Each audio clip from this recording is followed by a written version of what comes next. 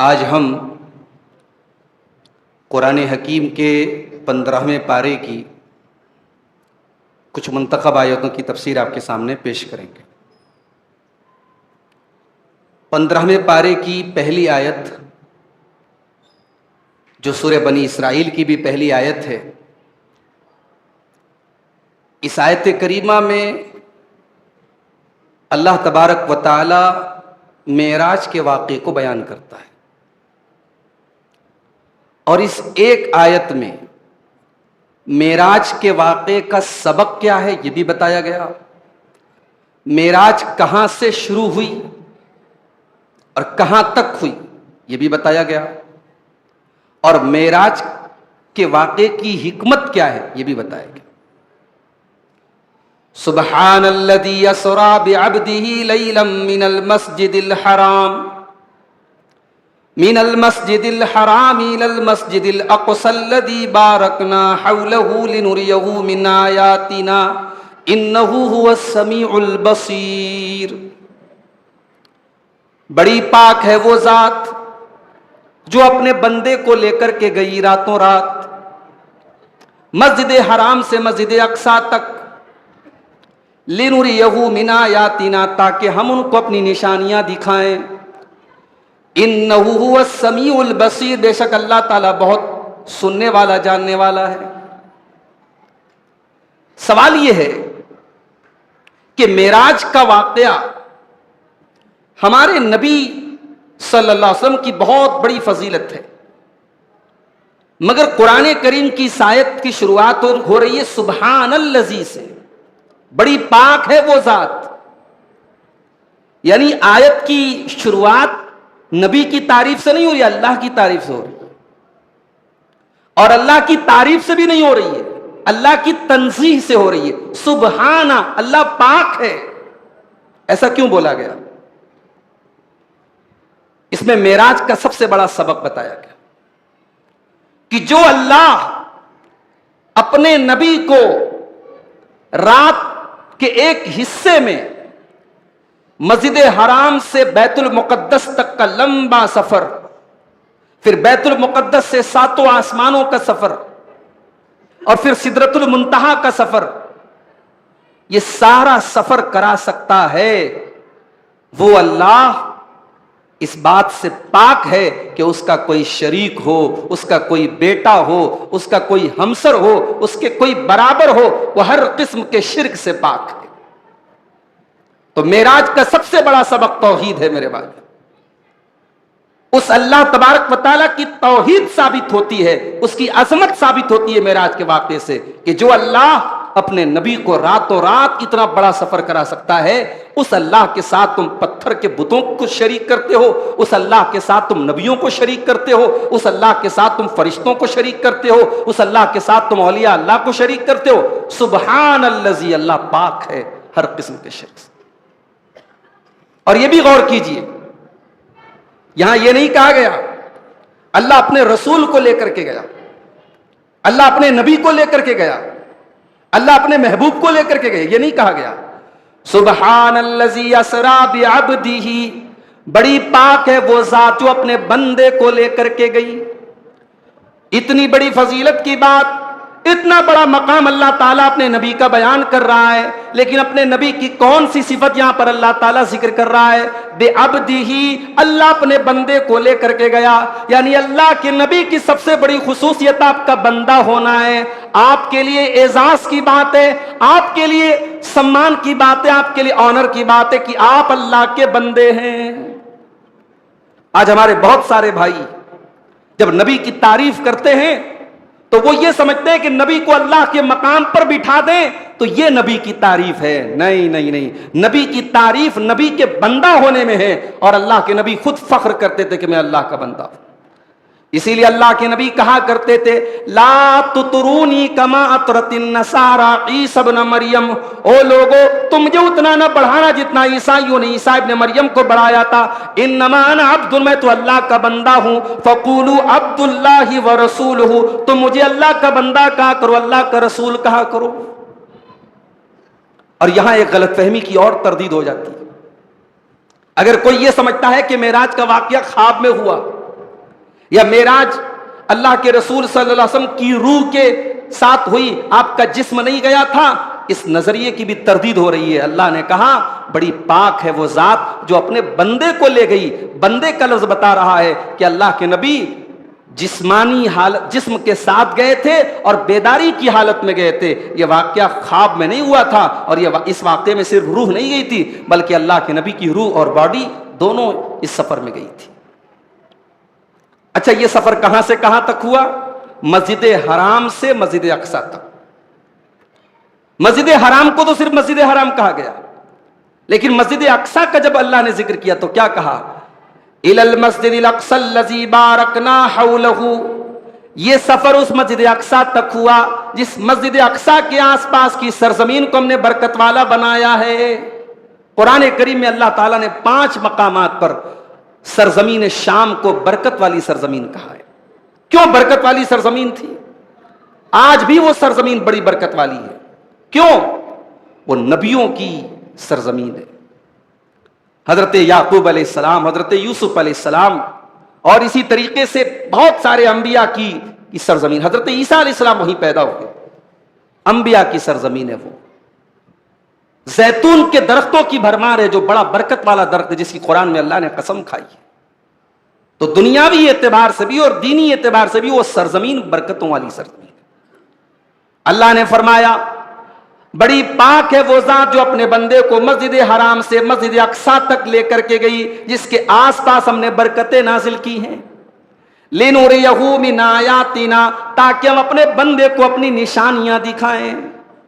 یہ لفظ بتا رہا ہے کہ مسجد حرام سے مسجد اقصی تک کا جو سفر ہے، سفر یہیں پہ ختم نہیں ہوا ہے، اس کے آگے بھی سفر ہوا تھا۔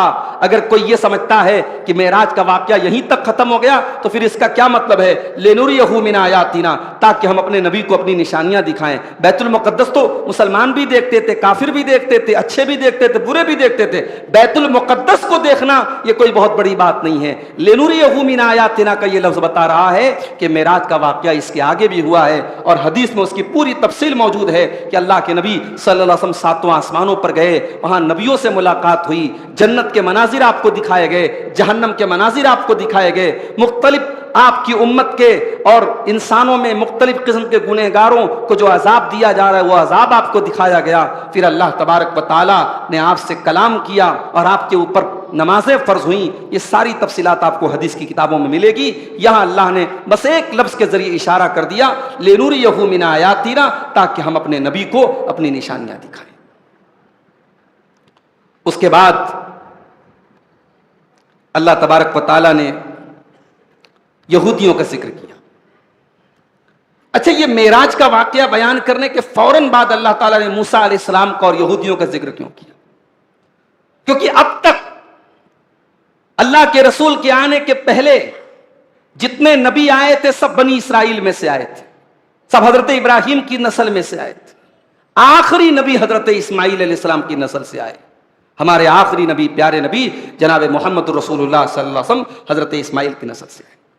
اور معراج کے واقعے میں یہ سبق بھی موجود ہے کہ معراج کا واقعہ کہاں سے شروع ہو رہا ہے؟ مسجد حرام سے، جہاں سے ہزاروں سال پہلے ابراہیم علیہ السلام نے اللہ کی توحید کی آواز شروع کی تھی، اور اس کے بعد مسجد اقصی یعنی ملک شام کی سرزمین نبیوں کا وطن رہی، اور بہت سارے نبی وہاں پیدا ہوتے رہے۔ پھر آخری نبی پھر دوبارہ مکہ میں پیدا ہو رہے ہیں۔ اب یہاں اسلام کا آخری ورژن اب یہیں پیدا ہو رہا ہے۔ معراج کے واقعے میں مسجد حرام سے معراج شروع ہوئی، مسجد اقصی تک اللہ کے نبی گئے، وہاں سے 7واں آسمان کی سیر کر کے واپس آپ مسجد حرام آئے۔ اس میں یہ سبق دیا گیا کہ اب اسلام کا سینٹر، یہ نیا سینٹر ہے اسلام کا، یہ نیا مرکز ہے اسلام کا۔ اب اسلام کا سینٹر بیت المقدس نہیں ہے، ملک شام نہیں ہے، اب اسلام کا سینٹر یہی مسجد حرام ہے، یہی خانہ کعبہ ہے، یہیں سے توحید کی کرنیں پھوٹیں گی، یہیں سے اللہ کے آخری نبی اللہ کے دین کو پھیلائیں گے، اور یہی اسلام کا مرکز بنے گا۔ اس کے بعد اللہ نے بنی اسرائیل کا ذکر کیا۔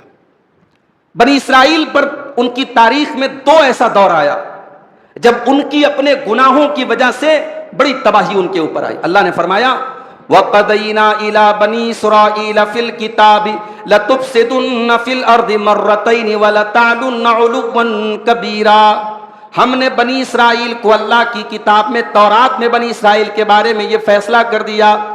کیا فیصلہ کر دیا؟ لَتُفْسِدُنَّ فِي الْأَرْضِ وَلَتَعْلُنَّ عُلُوًّا كَبِيرًا کہ اے اہل کتاب، اے بنی اسرائیل، تم 2 مرتبہ زمین میں بہت بڑے بڑے فساد کرو گے، بہت تمہارے اندر بگاڑ آ جائیں گے، اور 2 مرتبہ تمہارے اوپر اللہ کا عذاب آئے گا. 2 مرتبہ اللہ تعالیٰ ظالموں کو تمہارے اوپر مسلط کر دے گا جو تمہارے گھر میں گھس کر کے ماریں گے. فَإِذَا جَاءَ وَعْدُ أُولَاهُمَا بَعَثْنَا عَلَيْكُمْ عِبَادًا لَّنَا أُولِي بَأْسٍ شَدِيدٍ فَجَاسُوا خِلَالَ الدِّيَارِ وَكَانَ وَعْدًا مَّفْعُولًا. جب اس میں سے پہلا وعدہ ہمارا پورا ہوا اور ایک ظالم قوم کو ہم نے تمہارے اوپر مسلط کر دیا. ایک بادشاہ تھا بخت نصر نام کا، اس نے بیت المقدس میں گھس کر کے ایک طرف سے یہودیوں کو کاٹا تھا، ان کی عورتوں کو قید کیا تھا، ان کے بچوں کو مارا تھا، اور مطلب ان کے گھروں میں ان کی آبرو ریزی ہوئی، بہت ان کو مارا اور لوٹا. یہ پہلا واقعہ ہوا. یہ بنی اسرائیل کے اندر جب بہت بگاڑ آیا تو یہ پہلا واقعہ ان کی تاریخ میں ہوا. اللہ نے کہا کہ ہم نے تمہارے اوپر اپنے طاقتور بندوں کو مسلط کر دیا. فجاسو خلال الدیار، اور وہ تمہارے گھروں میں داخل ہو گئے. وکانا وعدا مفعولا، اور ہمارا یہ وعدہ پورا ہو کر کے رہا. ثم رددنا لکم الکرۃ علیہم، پھر ہم نے دوبارہ تمہارے دشمنوں کے اوپر تم کو طاقت اور غلبہ عطا فرمایا. وَأَمْدَدْنَاكُمْ بِأَمْوَالٍ وَبَنِينَ، اور ہم نے تم کو مال عطا فرمایا، ہم نے تم کو اولاد عطا فرمائی. وَجَعَلْنَاكُمْ أَكْثَرَ نَفِيرًا، اور پہلے سے زیادہ تمہاری تعداد بڑھا دی.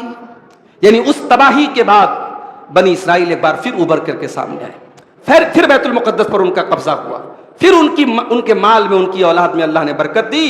اور اس کے بعد اللہ نے کہا ان احسنتم احسنتم لانفسکم. اے یہودیوں، کان کھول کر کے سن لو، اگر تم نے بھلائی کی تو اپنے لیے بھلائی کی. وَإِنْ أَسَأْتُمْ فَلَهَا، اور اگر تم نے برائی کی تو اس کا وبال بھی تمہیں خود چکھنا پڑا، اس کی سزا تمہیں خود چکھنی پڑی. فَإِذَا جَاءَ وَعْدُ الْآخِرَةِ، جب دوسری مرتبہ ہمارا عذاب تمہارے اوپر آیا، لِيَسُوءُوا وُجُوهَكُمْ، تو تمہارے دشمنوں نے تمہارا چہرہ کالا کر دیا. ہم نے ایسے دشمنوں کو تمہارے اوپر مسلط کر دیا کہ انہوں نے تمہارا چہرہ کالا کر دیا. وَلِيَدْخُلُوا الْمَسْجِدَ كَمَا دَخَلُوهُ، اور تمہاری مسجد میں وہ داخل ہو گئے جیسے پہلی مرتبہ داخل ہوئے تھے. اول مرۃ وَلِيُتَبِّرُوا مَا عَلَوْا تَتْبِيرًا، اور جس چیز پر ان کو طاقت ملی اور غلبہ ملا اس کو انہوں نے برباد کر دیا. یہ بنی اسرائیل کی 2 مرتبہ تباہی کا واقعہ اللہ قرآن میں کیوں بیان کر رہا ہے؟ اس میں ہمیں اور آپ کو یہ سبق دیا جا رہا ہے، اس میں امت محمدیہ کو یہ سبق دیا جا رہا ہے کہ اللہ کا قانون وہی ہے، اللہ کی سنت وہی ہے. جب تمہارے اندر بگاڑ آئے گا، جب تم اللہ کے دین کے باغی بن جاؤ گے، جب تم اللہ کے حکام کے نافرمان بن جاؤ گے، شرابی بن جاؤ گے، زانی بن جاؤ گے، شرک و بدعت تمہارے سماج اور معاشرے میں ہوگا، تو وہ تباہیاں تمہارے اوپر بھی آئیں گی. حیرت مت کیجئے میرے بھائیوں، آج دنیا کے مختلف خطوں میں ہمارے اوپر جو تباہیاں اور بربادیاں آ رہی ہیں، آپ حیرت مت کیجئے، اللہ کے نظام کا یہ بھی ایک حصہ ہے. اللہ اس طریقے سے بھی اپنے بندوں کو فلٹر کرتا ہے. جب بندے بہت زیادہ طغیان اور سرکشی اور نافرمانی اور بغاوت پر اتر آتے ہیں، اللہ ظالموں کو ان کے اوپر مسلط کر دیتا ہے. آج مختلف خطوں میں امت مسلمہ کے اوپر جو ظالم حکومت کر رہے ہیں اور جو ظالم ان کے اوپر چڑھے بیٹھے ہیں، یاد رکھیے یہ بھی اللہ کے نظام کا ایک حصہ ہے. تاریخ میں مختلف دور میں ایسا ہوا ہے. یہ بنی اسرائیل کی تاریخ میں 2 مرتبہ ایسا ہوا جب وہ اللہ کے نافرمان ہوئے، جب وہ اللہ کے باغی ہوئے، اللہ نے ظالموں کے ان کے اوپر مسلط کر دیا اور مسجد تک کی بے حرمتی ہوئی، بیت المقدس کو توڑا گیا، اس کی بے حرمتی ہوئی، اور ان کی عورتوں تک کی عزتیں لوٹی گئیں. اور یہ تاریخ کی بڑی کڑوی حقیقت ہے میرے بھائیوں. اور قرآن میں اللہ تبارک و تعالی ہمیں اور آپ کو یہ بتا کر کے ہمیں وارننگ دے رہا ہے کہ اے آخری نبی کے امتیوں، تمہیں بہت بڑی نعمت مل رہی ہے اسلام کی شکل میں، تمہیں بہت بڑی نعمت مل رہی ہے محمد رسول اللہ کی شکل میں. اس نعمت کی ناقدری مت کرنا، ورنہ تاریخ میں اللہ نے جو یہ نظام، اللہ کا جو نظام ہے، یہ پھر سے دہرایا جا سکتا ہے، یہ سائیکل پھر سے دہرایا جا سکتا ہے، اور تمہاری تاریخ میں بھی ایسا دور آ سکتا ہے. آپ دیکھیے میرے بھائیوں، ایک دور آیا تھا مسلمانوں کی تاریخ میں جب تاتاریوں نے مسلمانوں کو مارا اور کاٹا تھا. بغداد، پورا کا پورا بغداد تباہ ہو گیا تھا. مسلمانوں کے خون سے دجلہ کی ندی، دریائے دجلہ جو ہے وہ لال ہو گئی تھی. وہ دور بھی ہماری تاریخ میں آیا ہے. ہمارے اندر جب بگاڑ آیا ہے، اللہ تبارک و تعالیٰ نے ظالموں کو مسلط کیا. اور آج بھی جہاں جہاں ظالم ہم پر مسلط ہیں، اس کا طریقہ یہی ہے کہ ہم اپنے آپ کو پھر سے متحد کریں، اللہ کے دین کی طرف لوٹیں. انشاءاللہ اللہ کا وعدہ ہے، اللہ کا دین غالب آئے گا اور اللہ ضرور اپنے دین کو دنیا میں غالب کرے گا انشاءاللہ. اچھا ایک بات اور پتہ لگی، بعض لوگ کیا سمجھتے ہیں، صاحب ہمارے شہر میں کوئی تباہی نہیں آ سکتی. کیوں؟ ہمارے شہر میں بڑے بڑے نبیوں کی قبریں ہیں، بڑے بڑے اولیاء اللہ کی قبریں ہیں، بڑے بڑے بزرگوں کی قبریں ہیں. ہمارے شہر میں، ہمارے گاؤں میں، ہمارے علاقے میں تباہی نہیں آ سکتی. یہاں اللہ کا عذاب 2 مرتبہ آیا ہے بیت المقدس کے اوپر. ملک شام کی سرزمین پر بنی اسرائیل کے اوپر 2 مرتبہ ظالموں کو اللہ نے مسلط کیا ہے، اور ان ظالموں نے ان کی اینٹ سے اینٹ بجائی ہے، ان کی مسجد میں داخل ہو کر کے ان کی بے حرمتی کی ہے. اس میں سبق یہ بھی ملتا ہے کہ نبیوں کی قبریں تھی بیت المقدس میں، بیت المقدس کے آس پاس نبیوں کی قبریں تھی، سرزمین شام میں نبیوں کی قبریں تھی. مگر نبیوں کی قبر ہونے کے باوجود بنی اسرائیل کو اس کا کوئی بینیفٹ اور اس کا کوئی فائدہ نہیں ملا. آپ کے شہر میں اور آپ کے علاقے میں کتنی درگاہیں ہیں اور کتنے بزرگوں کی قبریں ہیں، اس سے مطلب نہیں. آپ کا ایمان کیا ہے، آپ کا عقیدہ کیا ہے، اللہ تبارک و تعالیٰ کیا اس کی اہمیت ہے اور اس کے حساب سے آپ کے ساتھ معاملہ ہوگا. ورنہ بزرگوں کی قبریں اگر بچا لیتی تو یہاں تو نبیوں کی قبریں تھی، مگر انہوں نے یہودیوں کو نہیں بچایا. اس کے بعد اللہ نے قیامت کا ایک نقشہ کھینچا ہے. وَكُلَّ إِنسَانٍ أَلْزَمْنَاهُ طَائِرَهُ فِي عُنُقِهِ وَنُخْرِجُ لَهُ يَوْمَ الْقِيَامَةِ كِتَابًا يَلْقَاهُ مَنشُورًا. ہر انسان کا نام اعمال ہم نے اس کی گردن میں لٹکا دیا ہے. وَكُلَّ إِنسَانٍ أَلْزَمْنَاهُ طَائِرَهُ فِي عُنُقِهِ، ہر انسان کا کچا چٹھا اس کی گردن میں لٹکا دیا گیا ہے، اور قیامت کے دن وہ اپنے نام اعمال کے ساتھ آئے گا اور اللہ فرمائے گا اقرا کتابک کفا بنفسک اليوم علیک حسیبا. میرے بندے تو اپنی کتاب کو پڑھ لے، تو اپنے نام اعمال کو پڑھ لے، تو اپنی زندگی بھر کے کچے چٹھے کو پڑھ لے، تو دیکھ لے تیرے ساتھ کیا حساب و کتاب ہونا چاہیے. اگر انسان اس قرآن کی اس آیت پر میرے بھائیوں غور کر لے تو دنیا کی لذتوں میں انسان ڈوبے نہ. انسان اگر یہ یاد رکھے کہ اس کی زندگی کا ہر عمل ریکارڈ ہو رہا ہے، اس کی رات کی تاریکیوں میں کیے جانے والے گناہ، اس کے بند کمروں میں کیے جانے والے گناہ، اس کے بیڈ روم میں کیے جانے والے گناہ، سارے دنیا سے چھپ کر کے کیے جانے والے گناہ بھی ریکارڈ ہو رہے ہیں، اور کل وہ ہر انسان کی گردن میں لٹکائے جائیں گے، اور اللہ کہے گا کہ پڑھ اپنی کتاب کو اور پڑھ اپنے نام اعمال کو. اگر انسان اس بات کا احساس کر لے میرے بھائیوں، انسان گناہوں سے بچنے لگے گا. اس چیز کا اگر انسان تصور کر لے تو بہت سارے گناہوں سے بچ جائے گا.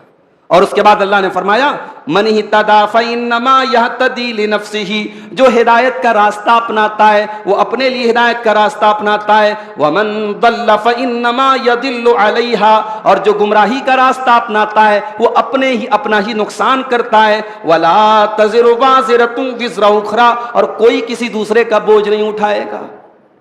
اچھا یہاں تو کہا گیا کہ کوئی کسی دوسرے کا بوجھ نہیں اٹھائے گا، لیکن قرآن میں کچھ دوسرے مقام پر اللہ نے کہا کہ جو لوگ دوسروں کو گمراہ کریں گے وہ اپنا بھی بوجھ اٹھائیں گے، اور جس کو گمراہ کر رہے ہیں اس کا بھی بوجھ اٹھائیں گے. جیسے مثال کے طور پر اللہ نے 14ویں پارے میں فرمایا وَمِنْ أَوْزَارِ الَّذِينَ يُضِلُّونَهُمْ بِغَيْرِ عِلْمٍ، یہ ان لوگوں کا بوجھ بھی اٹھائیں گے جن کو یہ گمراہ کیا کرتے تھے. اور اسی طریقے سے اللہ تبارک و تعالیٰ نے دوسرے مقام پر بھی یہ فرمایا کہ ہم جو ہے جو لوگ گمراہ کریں گے دوسروں کو وَلَيَحْمِلُنَّ أَثْقَالَهُمْ وَأَثْقَالًا مَعَ أَثْقَالِهِمْ، سورہ عنکبوت میں فرمایا کہ یہ گمراہ کرنے والے اور دوسروں کو بھٹکانے والے اپنا بھی بوجھ اٹھائیں گے اور اپنے مریدوں کا، اپنے فالوورز کا بھی بوجھ اٹھائیں گے.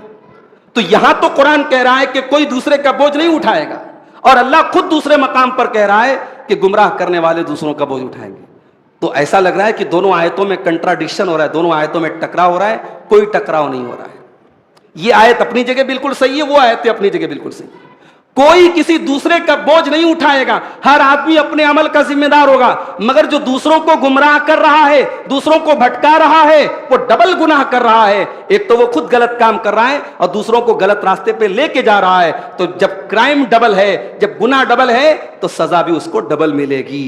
ہاں جس کو اس نے بھٹکایا ہے، گمراہ کیا ہے، وہ لوگ بھی اپنے اپنے عمل کی سزا پائیں گے، اور یہ گمراہ کرنے والا اور بھٹکانے والا اور غلط راستے پہ لے کے جانے والا یہ ڈبل سزا پائے گا. کیوں؟ کیونکہ اس نے گناہ بھی ڈبل کیا تھا. اور یہاں سے ایک سبق اور حاصل کر لو، جس طریقے سے غلط راستے پر لے کے جانے والے کو سزا ڈبل ملے گی، اسی طریقے سے اچھی چیز کو پھیلانے والا اور اچھے راستے پہ لوگوں کو چلانے والا ڈبل انعام بھی پائے گا۔ اگر آپ کے تبلیغ کرنے سے اور آپ کے سمجھانے سے اور آپ کی نصیحت کرنے سے کوئی نمازی بن گیا، جب تک وہ نماز پڑھتا رہے گا اس کو تو ثواب ملتا رہے گا، آپ کو بھی ثواب ملتا رہے گا۔ اگر آپ کے سمجھانے سے کوئی توحید کے راستے پر آ گیا، شرک سے توبہ کر لی اس نے، بدعت سے توبہ کر لی اس نے، جب تک وہ توحید کے راستے پر ہے اس کی توحید کا اور اس کی سنتوں پر چلنے کا ثواب آپ کو بھی ملتا رہے گا۔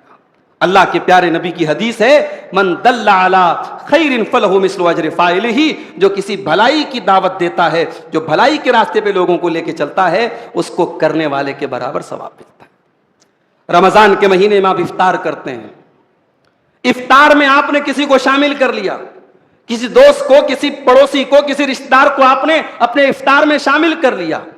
اللہ کے نبی فرماتے ہیں، من فطر صائما، جس نے کسی روزے دار کو افطار کرایا، کان لہ مثل اجر الصائم، تو جتنا ثواب اس روزے دار کو مل رہا ہے اتنا افطار کرانے والوں کو بھی مل رہا ہے۔ لا ينقص من اجرہ شیء، اور روزے دار کے ثواب میں کوئی کمی نہیں ہو رہی ہے۔ روزے دار یہ نہ سمجھے کہ میں کسی کے یہاں افطار کر رہا ہوں تو میرے ثواب میں کوئی کمی ہو رہی ہے، اس کو اس کے روزے کا پورا ثواب ملے گا اور اتنا ہی ثواب افطار کرانے والے کو بھی ملے گا۔ اس کے بعد اللہ نے دو لوگوں کا ذکر کیا۔ ایک وہ انسان ہوتا ہے جس کی زندگی کا مقصد صرف دنیا ہوتا ہے۔ اللہ نے کہا کہ دنیا تو ہم دیں گے اس کو۔ اگر کسی کی زندگی کا مقصد دنیا کمانا ہے، ہم دنیا دیں گے۔ اگر کسی کی زندگی کا ٹارگٹ صرف دنیا، ہم دنیا دیں گے، مگر اس کے حساب سے نہیں دیں گے، اپنے حساب سے دیں گے۔ جتنا ہم چاہیں گے اتنی ہی دیں گے۔ اگر آپ دنیا کے لیے ہائے توبہ ہائے توبہ ہائے توبہ مچائے ہیں، دن رات ایک کیے ہیں، تو یاد رکھو مقدر سے زیادہ آپ کو دنیا نہیں ملنے والی ہے۔ لیکن ہاں، اگر آپ کی زندگی کا ٹارگٹ صرف دنیا ہے اور آخرت کے لیے آپ کی زندگی میں کوئی جگہ نہیں ہے، تو میرے بھائیوں آخرت میں پچھتانا پڑے گا۔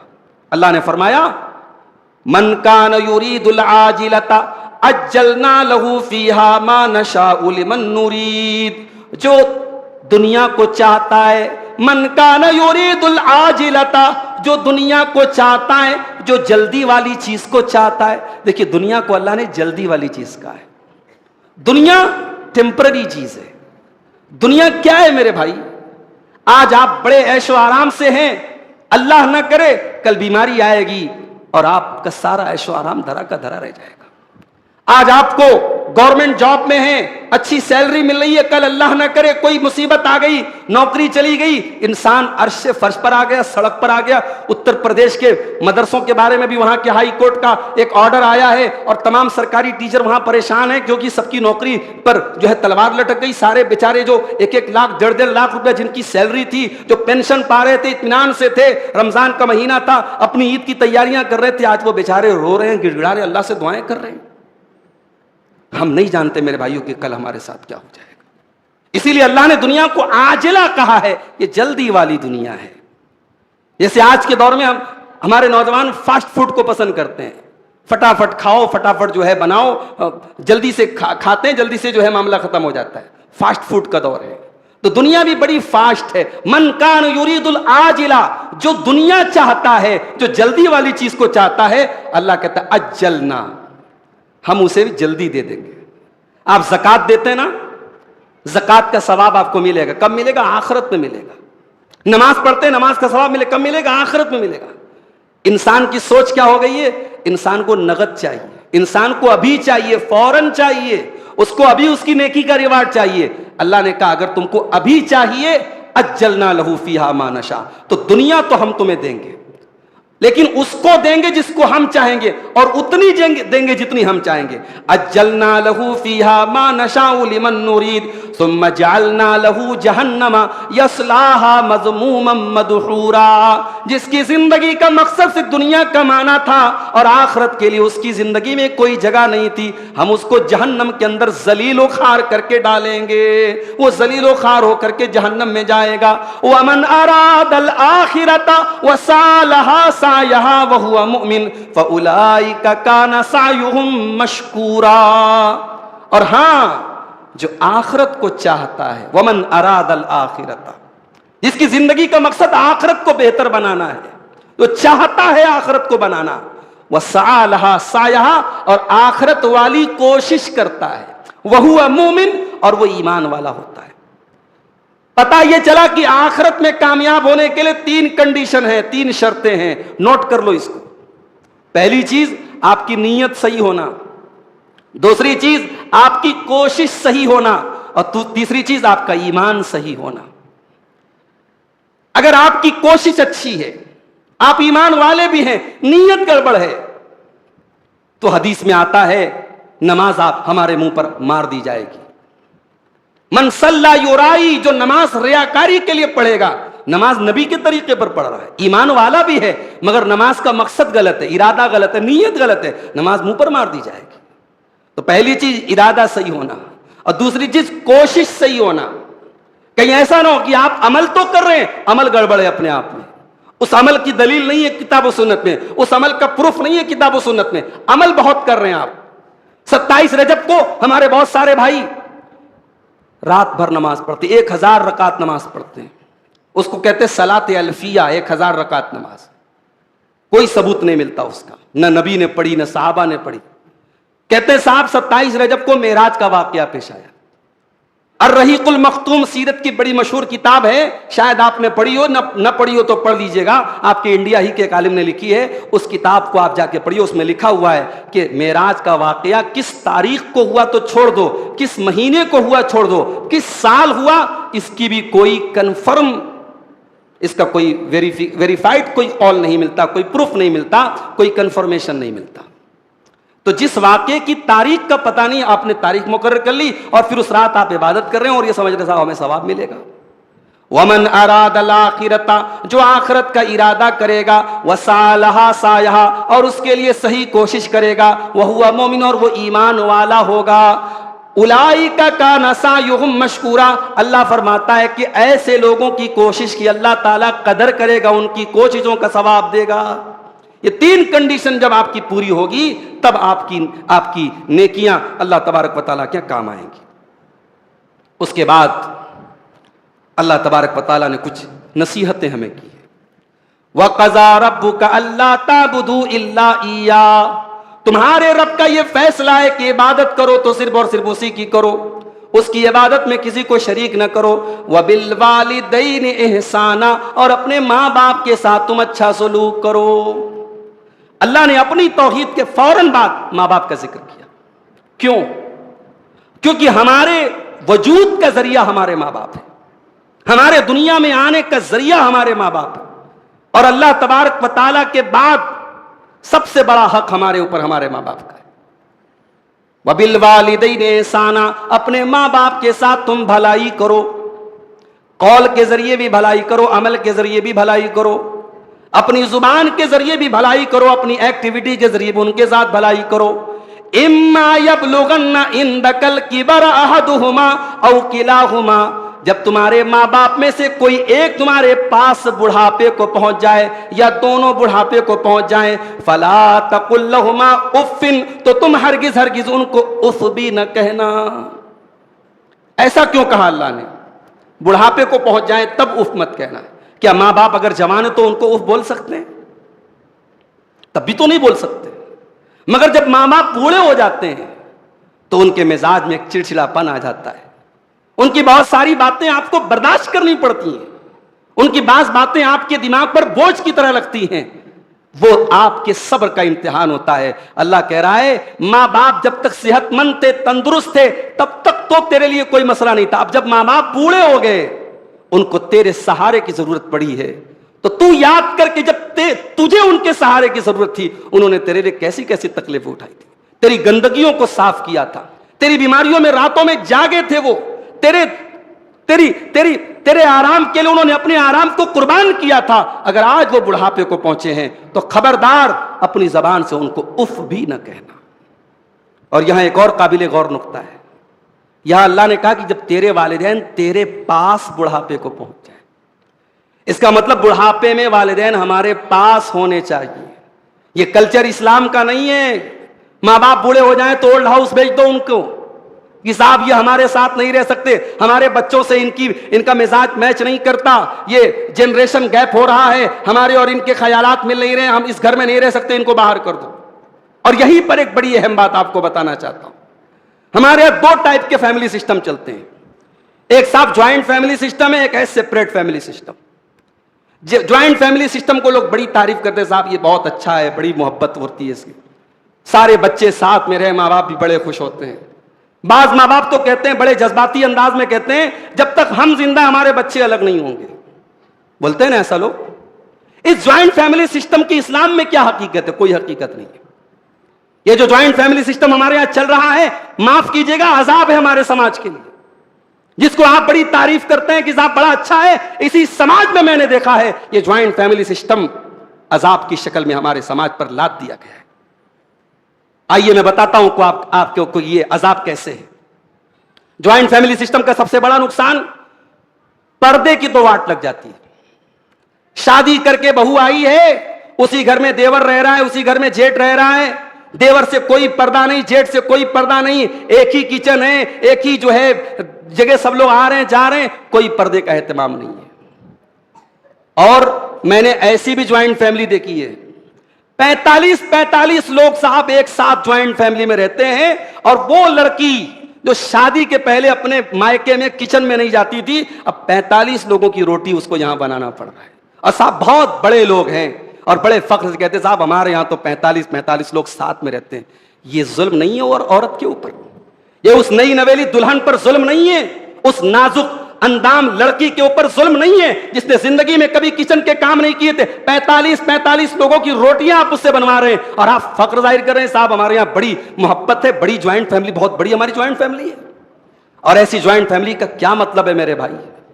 ابھی بنارس میں ایک بہت بڑی فیملی میں, جہاں بڑے زمانے سے لوگ ساتھ میں رہتے تھے, 2 بھائی, ان کے بچے ہو گئے, ان کے پوتے ہو گئے, تب بھی وہ ساتھ میں رہتے تھے, ساتھ میں کاروبار تھا, 50 سال تک ساتھ میں رہے. اس کے بعد جب سپریٹ ہوئے ہیں, ایک بھائی دوسرے بھائی کو گالی دے رہا ہے, بات نہیں کر رہے ہیں. میں کہتا ہوں ایسی جوائنٹ فیملی سسٹم کا کیا مطلب ہے؟ 50 سال آپ ساتھ میں رہو اور اس کے بعد ایک دوسرے کو گالیاں دے کے آپ الگ ہو رہے. اس سے تو بہتر ہوتا, اس سے تو بہتر وہ نبی کے دور کا طریقہ اور صحابہ کے دور کا طریقہ تھا کہ باپ جب بیٹے کی شادی کرتا, بیٹا جوان ہوتا, بیٹے کو الگ کر دیتا کہ نہیں تم الگ رہو, تاکہ اس طریقے کا کوئی مسئلہ ہی پیدا نہ ہو. اس کے کمائی کے راستے الگ کر دیتا, اس کا کچن الگ کر دیتا کہ بھئی تمہارا ہم سے کوئی جو ہے اس معاملے میں کوئی نہ, ہم تمہارے معاملات میں دخل دیں گے نہ تو ہمارے معاملات میں دخل دینا. جوائنٹ فیملی سسٹم میں پرائیویسی نام کی کوئی چیز نہیں ہوتی, پرائیویسی نام کی کوئی چیز نہیں ہوتی. یعنی بعض گھروں میں تو ساس اس پر بھی نظر رکھتی ہے کہ بہو نہا بھی رہی ہے, بہو روزانہ نہا رہی ہے کیا, اس کے نہانے تک پر ساسوں کی نظر ہوتی ہے. اللہ معاف کرے. یعنی ایک شادی شدہ زندگی کی جو پرائیویسی ہوتی ہے اس کا تو جنازہ نکل جاتا ہے جوائنٹ فیملی سسٹم میں. مگر ہاں, یہ جوائنٹ فیملی سسٹم اگر ہم اس کو کنڈیم کرتے ہیں تو ہم اس سیپریٹ سسٹم کو بھی کنڈیم کرتے ہیں, جس سیپریٹ سسٹم کا مطلب یہ ہے کہ ماں باپ سے ہمیں کوئی مطلب نہیں. ہم نے بعض وہ فیملیاں بھی دیکھی ہیں, بچے الگ رہتے ہیں, 70 سال کا بوڑھا اور 65 سال کی ماں, اس بڑھاپے میں ماں کو اپنے ہاتھ سے روٹی بنا کے پکانا پڑتا ہے. ہم اس سیپریٹ سسٹم کے بھی خلاف ہیں, یہ بھی معاشرے کے لیے ناسور ہے میرے بھائیو. اور یاد رکھو میرے بھائیو, شادی کر کے آپ جب اپنی بیوی کو لاتے ہیں, اس بیوی کے بھی آپ کے اوپر حقوق ہیں اور آپ کے ماں باپ کے اوپر بھی آپ کے حقوق ہیں. بیوی کی محبت میں آپ اتنے اندھے نہ ہو جائیں کہ ماں باپ کی محبت کو نظر انداز کر دیں, اور ماں باپ کی محبت میں بھی اتنے اندھے نہ ہو جائیں کہ اپنی بیوی کے حقوق سے آپ لاپرواہ ہو جائیں. قرآن کریم کی آیت ہمیں سبق دے رہی ہے کہ آپ سعودی عرب رہ رہے ہوں, آپ گلف میں کام کر رہے ہوں, آپ کے ماں باپ آپ کے پاس ہونے چاہیے. کیا مطلب, ماں باپ کو لے کے جانا ہے؟ نہیں, اتنی محبت آپ کرتے ہو اپنے ماں باپ سے, ایسا سلوک کرتے ہو ماں باپ سے, آپ کے ماں باپ کے ساتھ ایسا تعلق ہو کہ آپ دنیا میں کہیں بھی رہتے ہو, آپ کے ماں باپ آپ کو اپنے قریب رکھیں, اپنے دل میں رکھیں. ایسا تعلق اور ایسی محبت. معاف کیجئے گا, آج بعض گھروں میں ہم دیکھتے ہیں کہ بیٹا اسی گھر میں رہتا ہے مگر ماں باپ سے کوئی مطلب نہیں ہے. وہ رہنے کو تو اسی گھر میں, اسی 4 دیواری, اسی بلڈنگ میں بیٹا رہتا ہے, مگر قرآن کی اس آیت پر وہ عمل نہیں کرتا ہے. اما یبلغن عندک الکبر, جب تیرے ماں باپ تیرے پاس بڑھاپے کو پہنچ جائیں. اور بعض بچے نوکری کے لیے کام کے لیے باہر رہتے ہیں، مگر صبح شام اپنے باپ کی حال چال، اپنی ماں کی خیر خیریت، ان کے سکھ دکھ میں ان کے کام آنا، ان کی ضرورتوں کو پوری کرنا، ہمیشہ اس بات کا خیال رکھتے ہیں۔ سینکڑوں ہزاروں کلومیٹر کی دوری ہے مگر وہ محبت برقرار رہتی ہے میرے بھائیوں۔ تو قرآن کہتا ہے کہ آپ کے ماں باپ آپ کے پاس ہونے چاہیے۔ جب تمہارے ماں باپ میں سے کوئی ایک تمہارے پاس بڑھاپے کو پہنچ جائے یا دونوں پہنچ جائیں، ایک کا ذکر پہلے کیا، دو کا بعد میں کیا، کیونکہ جب ایک مر جاتا اور ایک اکیلا بچتا ہے، جب ماں مر جاتی ہے باپ اکیلا بچتا ہے، باپ مر جاتا ہے ماں اکیلی بچتی ہے، تو وہ زیادہ مجبور ہو جاتی ہے، وہ زیادہ بے سہارا ہو جاتی ہے۔ جب تک دونوں زندہ تھے، دونوں میاں بیوی زندہ تھے، ایک دوسرے سے سکھ دکھ کو شیئر کر لیا کرتے تھے، ایک دوسرے کو ڈھارس بنا لیا کرتے تھے، ایک دوسرے کو اپنے دل کا دکڑا سنا لیا کرتے تھے۔ اگر باپ مر گیا اور ماں بچ گئی، ماں بیچاری زیادہ کمزور ہوگی، زیادہ اکیلی ہو گئی، ماں مر گئی باپ بچ گیا، تو باپ تمہاری توجہ کا زیادہ حقدار ہے۔ فرمایا اگر کوئی ایک بچائے یا دونوں بچے، اگر بڑھاپے میں تم کو تمہارے ماں باپ ملیں، اپنے لیے اس کو تکلیف نہ سمجھنا، اپنے لیے عذاب نہ سمجھنا، یہ تو تمہیں موقع ملا ہے ان کی خدمت کر کے جنت پانے کا۔ فلا تقل لهما اف، اس بڑھاپے میں تم نے اپنے ماں باپ کو اگر پایا ہے، ان کو ہلکی سی تکلیف بھی نہ پہنچانا، ان کو اف بھی نہ کہنا۔ ولا تنہرهما، ان سے ڈانٹ کر کے ان سے اونچی آواز میں بات نہ کرنا۔ وقل لهما قولا کریما، اور ان سے جب بھی تم بات کرنا ادب سے بات کرنا، عزت سے بات کرنا، تمیز سے بات کرنا۔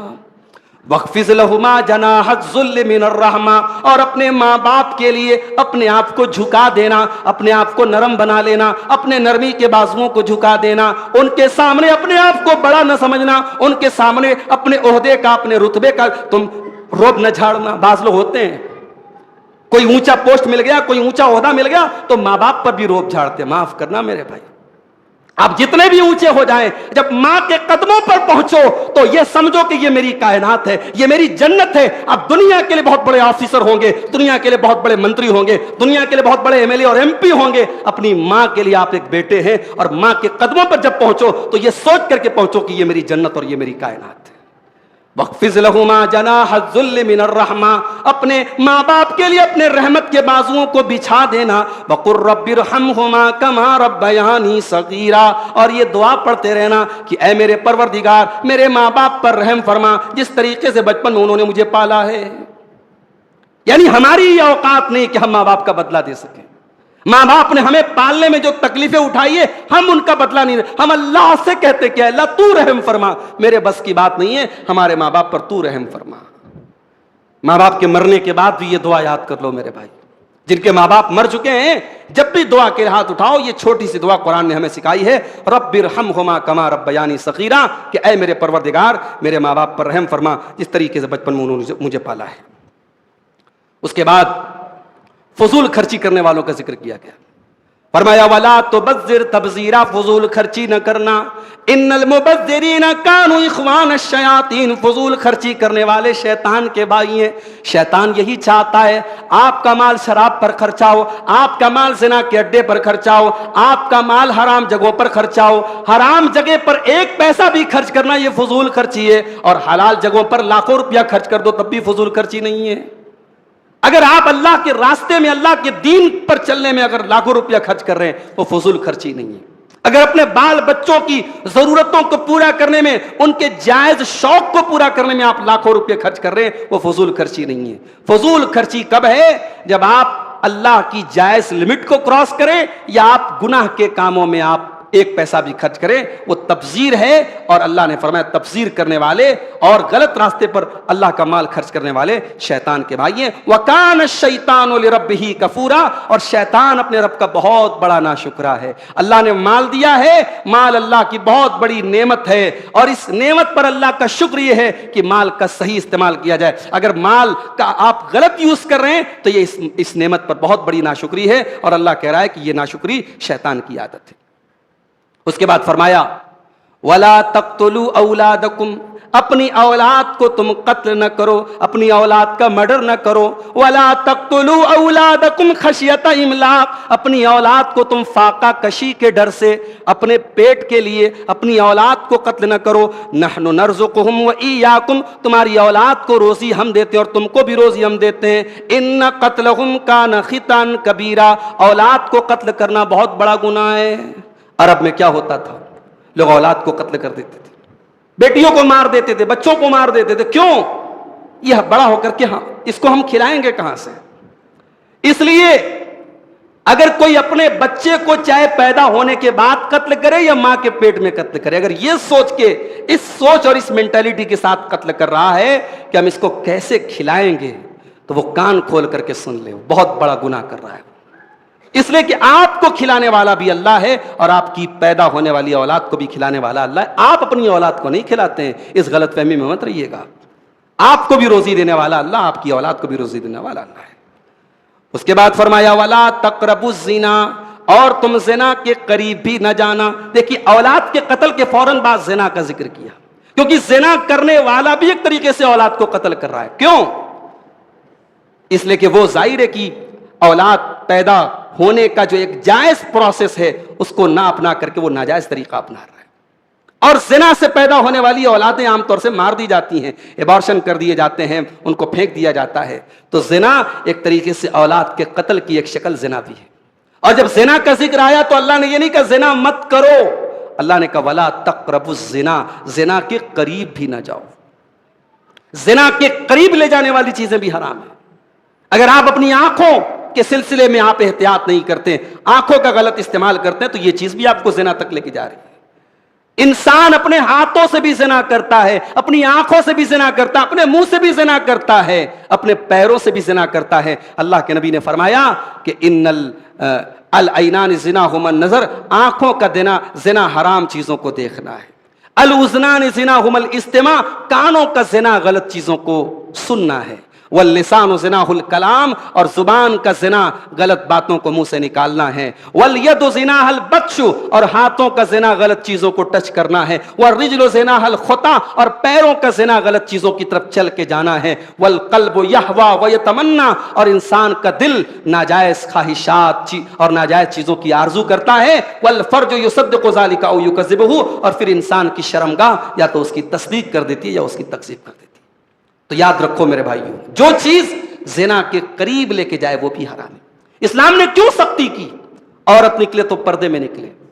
اسلام نے کیوں سختی کی کہ دو پرائے مرد اور عورت، دو اجنبی مرد اور عورت اکیلے میں نہ ملے، تیسرا شیطان ہے؟ کیوں؟ اسلام نے کیوں کہا عورت سفر کرے تو ساتھ میں محرم ہونا چاہیے؟ اسلام نے کیوں کہا مرد باہر نکلے تو اپنی نگاہوں کو نیچی رکھے؟ اسلام نے کیوں کہا نکاح کے لائق آپ کے بچے بچیاں ہو جائیں ان کی شادی کرا دو؟ اگر آپ غور کریں گے اسلام کی یہ ساری تعلیمات اسی لیے ہیں کیونکہ اسلام یہ چاہتا ہے کہ سماج میں نکاح آسان ہو جائے اور زنا اتنا مشکل ہو جائے کہ زنا کرنے والا 1000 بار سوچے کہ جب میرے پاس ایک جائز الٹرنیٹ موجود ہے میں ناجائز اور حرام کام کیوں کروں. مگر آج افسوس کی بات ہے ہم نے الٹا کام کر دیا. آج نکاح کو مشکل بنا دیا گیا اور زنا نہایت آسان کر دیا گیا. اور یہی وجہ ہے کہ سماج میں زنا کاری اور بدکاری دن بدن بڑھ رہی ہے اور نکاح دن بدن مشکل ہو رہا ہے. ولا تقربوا الزنا، زنا کے قریب نہ جاؤ، انہ کان فاحشۃ وساء سبیلا، یہ بہت گندا کام ہے اور بہت برا راستہ ہے. اس کے بعد ان نوجوانوں کو ایک بہت بڑی نصیحت کی جا رہی ہے قرآن کریم کی آیت میں، جو دین کے معاملے میں پھٹاپٹ یہ حرام ہے، یہ حلال ہے، یہ سنت ہے، یہ بدعت ہے، علماء کے بولنے سے پہلے وہ فتویٰ لگاتے ہیں. وہ چاہتے ہیں کہ علماء کے منہ میں ان کی زبان، علماء کے منہ میں ان کی زبان رکھ دی جائے اور علماء وہ بولے جو ان کے دل و دماغ میں ہے. نہیں میرے بھائی، آپ اپنی اوقات میں رہیں تو بہتر ہے. اپنی حد میں، انسان کو چاہیے کہ اپنی حد میں رہے. اللہ نے فرمایا وَلَا تَقْفُ مَا لَيْسَ لَكَ بِهِ علم، جس چیز کی تمہیں نالج نہ ہو اس چیز کے پیچھے نہ پڑو. جس چیز کی تمہیں معلومات نہیں ہے اس چیز پر کوئی کمنٹ نہ کرو. ان السمع والبصر والفؤاد کل اولئک کان عنہ مسئولا، اللہ کے یہاں آپ کے کان کا بھی حساب ہوگا، آپ کی آنکھوں کا بھی حساب ہوگا اور آپ کے دل کا بھی حساب ہوگا. دل کے ارادے پر پکڑ نہیں اللہ کے یہاں، مگر دل میں اگر آپ نے کسی کام کا پکا ارادہ کر لیا اس کی پکڑ ہوگی اللہ کے یہاں. کان کا بھی حساب اور آنکھوں کا بھی حساب اور دل کا بھی حساب ہوگا اور زبان سے آپ جو بولتے ہیں اس کا بھی حساب ہوگا. اس لیے اللہ کہہ رہا وَلَا تَقْفُ مَا لَيْسَ لَكَ بِهِ علم، جس چیز کی تمہیں نالج نہیں ہے اس چیز کے پیچھے مت پڑو. جس چیز کے بارے میں کنفرم پتہ نہ ہو کہ ہاں یہ حلال ہے تب تک اس کو حلال مت بولو. جس چیز کے حرام ہونے کی کنفرم دلیل نہ ہو اس کو حرام مت بولو. किसी चीज को हलाल और हराम कह देना इतना आसान काम नहीं है। अपने नौजवानों से कहना चाहता हूं, जब मसला दीन का आ जाए, जब मसला हलाल और हराम का आ जाए, जब मसला सुन्नत और बिदअत का आ जाए, अपनी जुबानों को थोड़ा कंट्रोल रखो और कुरान की आयत को हमेशा अपने सामने रखो। वला तक़फ़ु मा लैसा लक बिही इल्म, जिस चीज की तुम्हें नॉलेज नहीं है उस चीज पर कोई कमेंट मत करो। उसके बाद सूरह कहफ शुरू होती है। सूरह कहफ में अल्लाह तबारक व तआला ने असहाब कहफ का वाकया बयान किया। ये असहाब कहफ कौन थे? ये चंद नौजवान थे। ये बहुत रिच फैमिली से इनका ताल्लुक था, बड़े घर से इनका ताल्लुक था। इनके दौर में शिरक हो रहा था। अल्लाह ने इनको तौहीद की समझ दी। इनको यह एहसास हुआ कि अगर हमने अपनी तौहीद का ऐलान किया तो हमारे बस्ती वाले हमें जिंदा नहीं छोड़ेंगे। तो ये बेचारे चंद नौजवान अपनी तौहीद को और अपने दीन को बचाने के लिए अपना महल छोड़ करके, अपने माँ बाप की हवेली छोड़ करके और अपनी वो ऐशो आराम की जिंदगी छोड़ करके कहां चले गए? एक पहाड़ की गुफा में चले गए, गार में चले गए और वहां जाकर के ये सो गए। और जब ये सो गए, अल्लाह तबारक व तआला ने अपनी खास कुदरत से इनको 309 साल तक सुलाए रखा। 309 साल तक ये सोए रहे। और जब ये उठे तो इनको लगा कि हम लोग 8 घंटे 10 घंटे 12 घंटे सोए होंगे, सुबह सोए थे, शाम हो गई होगी। तो जब इन्होंने अपने एक आदमी को बाहर पैसा देकर के, करेंसी देकर के भेजा और इस ताकीद के साथ भेजा, क्योंकि उनको पता था कि हमारी पूरी कौम मुशरिक है तो कोई हराम खाना ना खाएंगे हम, तो पैसा देके भेजा कि जाओ भाई हलाल चीज कोई मिल रही तो लेके आओ। तो जब वो बाहर गया और वो करेंसी उसने जाके वो सिक्का जब निकाला तो पता लगा साहब ये तो 300 साल पहले का सिक्का है। तो फिर उस दौर का जो बादशाह था, जो 300 साल बाद का जो बादशाह था, वो तौहीद वाला था। तो उसने फिर इन लोगों को बुलाया और फिर इनके को इज्जत दी गई और सम्मान दिया गया। फिर कुछ बिदती लोगों ने कहा कि साहब जब ये अब इनको जब ओरिजिनल इनकी मौत हो गई तो इनके मरने के बाद इनकी कब्र पे हम मस्जिद बना ले। इनकी कब्र पे मस्जिद बनाने की कुछ बिदती लोगों ने बात की। ये पूरा वाकया अल्लाह ने तफसील से बयान किया सूरह कहफ में। यहां जो नोट करने वाली बात है कि अल्लाह ने असहाबे कहफ का नाम नहीं बताया। अल्लाह ने असहाबे कहफ की गिनती को भी क्लियर किसी आयत में नहीं बताया, लेकिन असहाबे कहफ के बारे में एक बात अल्लाह ताला ने हाईलाइट करके बताई है। क्या बात है वो? इन्नहुम फित्यतुन आमनू बिरब्बिहिम वज़िदनाहुम हुदा। ये चंद नौजवान थे जो अपने रब के ऊपर ईमान लाए। ये है बात, अल्लाह ने इसको हाईलाइट किया है कि देखो मेरे बंदो और मेरे वो बंदो जो नौजवान हो, अगर तुम्हें कभी दीन पर अमल करने में मुश्किलात आए और तुम्हें यह लगे कि दीन पर अमल करना बहुत मुश्किल है, बड़े चैलेंजेस है हमारे रास्ते में, तो असहाबे कहफ को याद कर लेना। वो भी तुम्हारी तरह नौजवान थे, उनके अंदर भी वही इमोशंस थे जो तुम्हारे अंदर हैं, उनके सामने भी वही चैलेंजेस थे जो तुम्हारे साथ हैं। उन नौजवानों ने किसी चीज की परवाह नहीं की, न बाप की प्रॉपर्टी की परवाह की, न मां के प्यार की परवाह की, न महल के ऐशो आराम की परवाह की। सब छोड़ छाड़ के एक पहाड़ की गुफा में चले गए। क्यों चले गए? अपने दीन को बचाने के लिए।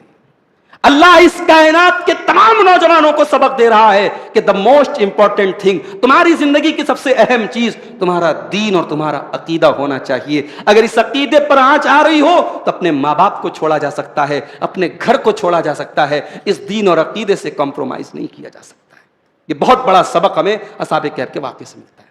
और उसके बाद हजरत मूसा और हजरत खज़र का वाक़या अल्लाह ने 15वें पारे के लास्ट में बयान किया। हजरत मूसा अलैहिस्सलाम एक मर्तबा बनी इसराइल में तकरीर कर रहे थे, खुतबा दे रहे थे। किसी ने पूछा कि इस दौर का सबसे बड़ा आलिम कौन है? तो हजरत मूसा को जवाब ये देना चाहिए था सबसे बड़ा आलिम अल्लाह है, लेकिन हजरत मूसा ने कह दिया कि भाई सबसे बड़ा आलिम इस दौर में मैं हूं। वो नबी थे, उन्हें लगा कि भाई इस दौर में मुझसे बड़ा आलिम कौन है, मैं नबी हूं। तो अल्लाह तबारक व तआला को हजरत मूसा का ये जवाब पसंद नहीं आया। अल्लाह ने हजरत मूसा से कहा कि ऐ मूसा, मेरा एक बंदा है जो तुमसे भी ज्यादा इल्म रखता है। अब हजरत मूसा ने हजरत यूशा बिन नून को, जो एक नौजवान थे, उनको अपने साथ में लिया और हजरत खज़र की तलाश में निकले। अब उसके बाद अल्लाह ताला ने एक निशानी बताई थी कि जहां तुम्हारी मछली तुम्हारे थैले में से निकल जाएगी, समझो वहीं पर तुम्हारी मुलाकात होगी। जहां दो दरिया आपस में मिलते हैं वहीं पर हजरत खज़र से मुलाकात होगी। بہرحال حضرت موسیٰ جب حضرت یوشع بن نون کے ساتھ جا رہے تھے تو راستے میں ان کو بھوک لگی، تو حضرت موسیٰ نے حضرت یوشع سے کہا کہ بھائی وہ مچھلی ہم لوگ رکھے تھے، ذرا مچھلی نکالو۔ تو حضرت یوشع نے کہا کہ وہ مچھلی تو ایک جگہ نکل گئی، اچانک نکل کر کے اس نے راستہ بنا لیا زمین میں، کہاں چلی گئی مجھے نہیں سمجھ میں آیا۔ تو کہا تم نے یہ بات مجھے پہلے کیوں نہیں بتائی، وہی اسی جگہ کی تو تلاش تھی ہمیں۔ تو بہرحال وہ پھر اپنے نشان پر واپس آئے اور وہاں پر پہنچے جہاں پہ حضرت خضر تھے۔ حضرت خضر سے ان کی ملاقات ہوئی۔ اب جب حضرت خضر سے ملاقات ہوئی تو حضرت موسیٰ اتنے بڑے نبی ہیں، بڑے ادب کے ساتھ کہتے ہیں هل اتبعک علی ان تعلمنی مما علمت رشدا، کہ اے خضر کیا میں آپ کی اتباع کر سکتا ہوں، کیا میں آپ کو فالو کر سکتا ہوں؟ میں چاہتا ہوں کہ جو علم اللہ نے آپ کو دیا ہے اس میں سے آپ تھوڑا مجھ کو بھی سکھاتے۔ اس سے سبق یہ ملا کہ شاگرد کو اگر استاد سے علم حاصل کرنا ہے تو اس کی جوتیاں سیدھی کرنی پڑیں گی۔ یہ نہیں کہ صاحب آپ ترم خاں بنے رہے، تیسمار خاں بنے رہے اور سے کہیں صاحب ہم کو علم مل جائے۔ علم سیکھنے کے لیے تو ڈاؤن ہونا پڑے گا، استاد کی جوتیاں سیدھی کرنی پڑیں گی۔ موسیٰ علیہ السلام جیسا پیغمبر ادب سے کہہ رہا ہے کہ حضرت میں سیکھنا چاہتا ہوں، میں چاہتا ہوں آپ کو فالو کروں، تو کیا آپ تھوڑا سا ٹائم دیں گے مجھے؟ حضرت خضر نے کہا بھائی ٹائم تو میں دے دوں گا، مگر ایک پرابلم ہے۔ پرابلم یہ ہے کہ تم صبر نہیں کر پاؤ گے، کیونکہ ایسی ایسی چیزیں تمہیں دکھیں گی جو تمہارے حساب سے غلط ہوں گی، تم صبر نہیں کر پاؤ گے۔ تو حضرت موسیٰ علیہ السلام نے کہا کہ میں صبر کروں گا۔ تو حضرت خضر نے کہا ٹھیک ہے، آپ کو ایک کام یہ کرنا ہے کہ آپ کو کچھ پوچھنا نہیں ہے، جو ہو رہا ہے دیکھتے رہنا ہے، پوچھنا نہیں۔ اگر آپ پوچھیں گے پھر ہمارا آپ کا ساتھ ختم۔ کہا ٹھیک ہے کوئی بات نہیں۔ اب یہ لوگ چلے تو ایک کشتی کے پاس سے ان کا گزر ہوا۔ اب حضرت موسیٰ حضرت خضر دونوں کشتی پر جب چڑھ گئے، کشتی والوں نے دیکھا کہ بھئی دو نیک لوگ ہیں، اللہ والے لوگ ہیں، ان کو فری میں بٹھا لیا، ان سے کرایہ بھی نہیں لیا۔ جب کشتی تھوڑی دور آگے بڑھی تو حضرت خضر نے اس کشتی کا ایک تختہ نکالنا، اس کشتی میں سوراخ کرنا شروع کر دیا، ایک تختہ نکالنا شروع کر دیا۔ حضرت موسیٰ بول پڑے ارے ان لوگوں نے آپ کو سہارا دیا، فری میں آپ کو کشتی میں بٹھایا اور آپ انہی کا بیڑا غرق کر رہے ہیں، کشتی کو ڈبانے کے چکر میں لگے ہیں۔ حضرت خضر نے کہا کہ میں نے کہا تھا آپ صبر نہیں کر پائیں گے۔ کہا اچھا غلطی ہو گئی، اب میں کوئی اور سوال نہیں کروں گا۔ کچھ دور اور آگے بڑھے تو ایک بچہ تھا، معصوم بچہ۔ اب اس کی عمر کیا ہے قرآن میں مینشن نہیں کی، مان لیجیے 8 سال کا بچہ رہا ہوگا، 7-8 سال کا۔ حضرت خضر نے اس بچے کو پکڑا، اس کی گردن دبا دی، مار دیا اس کو۔ انہوں نے کہا قتلت نفسا زکیۃ بغیر نفس، آپ نے ایک بے قصور جان لے لی، ایک بچے کو مار ڈالا۔ لقد جئت شیئا نکرا، آپ نے بہت غلط کام کیا ہے۔ اب یہیں سے قرآن کا 16واں پارہ شروع ہوتا ہے۔ قال الم اقل لک انک لن تستطیع معی صبرا، حضرت خضر نے کہا کہ میں نے کہا تھا کہ آپ صبر نہیں کر پائیں گے۔ اب یہ جو واقعات ہوئے کہ حضرت خضر نے اس کشتی میں سوراخ کیوں کیا، اس بچے کو کیوں مارا، اور پھر آگے ایک واقعہ اور آئے گا کہ جب یہ دونوں لوگ ایک گاؤں سے گزرے اور گاؤں والوں نے ان کو کھانا تک نہیں کھلایا اور وہاں ایک دیوار گرنے والی تھی، حضرت خضر نے اس کو سیدھا کر دیا۔ تو یہ تینوں واقعے کی حقیقت کیا تھی اور حضرت خضر نے یہ کام کیوں کیا تھا، اس کو تو انشاءاللہ ہم کل کی تفسیر میں دیکھیں گے۔ آج ایک موٹی موٹی بات آپ یہ سمجھ لیجیے کہ حضرت خضر تھے کون۔ یہ ایک بہت بڑا سوال ہے کہ حضرت خضر کون تھے۔ بعض لوگ کہتے ہیں صاحب حضرت خضر اللہ کے ایک نیک بندے تھے، اور کچھ لوگ اپنے باطل عقیدے کو ثابت کرنے کے لیے کہتے ہیں کہ جو اللہ کا ولی ہوتا ہے اس کے پاس وہ پاور ہوتا ہے اور وہ علم ہوتا ہے جو نبی کے پاس بھی نہیں ہوتا۔ خضر کے پاس تو وہ علم تھا جو موسیٰ کے پاس بھی نہیں تھا۔ تو یہ بے بنیاد بات ہے۔ صحیح بات یہ ہے حضرت خضر اللہ کے نبی تھے، جیسے حضرت موسیٰ نبی تھے، حضرت خضر بھی نبی تھے، اور کوئی اللہ کا ایسا ولی نہیں ہے جس کو اللہ تعالیٰ نے سپر پاور دے رکھا ہو، جو کائنات میں اللہ کی مرضی کے بغیر تصرف کر سکتا ہو۔ یہ بالکل واہیات بات ہے اور یہ باطل عقیدہ ہے، اسلام کا اس سے کوئی تعلق نہیں۔ اللہ کا ولی کون ہے؟ قرآن صاف صاف کہتا ہے الذین آمنوا وکانوا یتقون، جو مومن ہے، جو متقی ہے، وہی اللہ کا ولی ہے۔ اور ولی کے نام پہ جو کرشمے دکھائے، جو آگ پہ چل کے دکھائے، جو ہوا میں اڑ کے دکھائے، وہ اللہ کا ولی نہیں ہے۔ ولی وہ ہے جو سنت کی پیروی کرنے والا اور نبی کے راستے پہ چلنے والا ہو۔ تو یہ 15ویں پارے کے آخر میں حضرت موسیٰ اور خضر کا واقعہ بیان کیا گیا۔ بڑا دلچسپ واقعہ ہے، ہم انشاءاللہ کل اس واقعے کو کنٹینیو کریں گے اور اس واقعے کے سے کیا ہمیں سبق ملتا ہے اس پر ہم بات کریں گے انشاءاللہ۔ اللہ سے دعا ہے رب العالمین ہمیں قرآن کریم کو سننے کی، پڑھنے کی، تدبر کرنے کی اور عمل کرنے کی توفیق عطا فرمائے۔ آمین۔ وآخر دعوانا الحمدللہ رب العالمین۔ مولانا عبدل غفار سلفی کے بیانات سننے کے لیے مولانا کے اس آفیشل چینل کو سبسکرائب کریں۔